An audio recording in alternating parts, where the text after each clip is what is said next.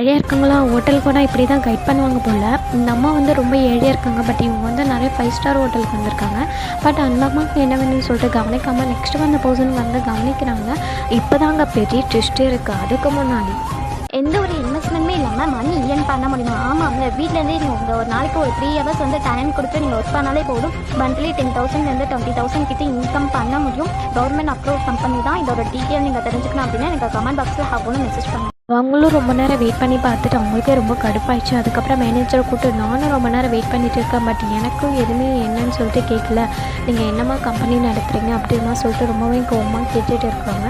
நீங்கள் வந்து பார்க்கறதுக்கு பிச்சைக்காரமே இருக்கீங்க. நீங்கள் இந்த ஹோட்டலில் சாப்பிட்றதுக்கான தகுதி அவ்வளோ கிடையாது. உங்ககிட்டலாம் ஒரு பைசா கூட இருக்காது அப்படிமா ரொம்ப திமிராக சொல்கிறாங்க. உங்கள் கோபத்தோடு அவங்களோட பர்ஸ்லேருந்து கட்டுக்கட்டாக பணத்தை எடுத்து வைக்கிறாங்க. அப்போ தான் தெரியுது இந்த கம்பெனியோட பார்ட்னர் தான் இவங்க போல். கஸ்டமர் கிட்டே இவங்க எப்படி நடந்துக்கிறாங்கன்னு சொல்லிட்டு செக் பண்ணுறதுக்காக தான் வந்திருக்காங்க போல்.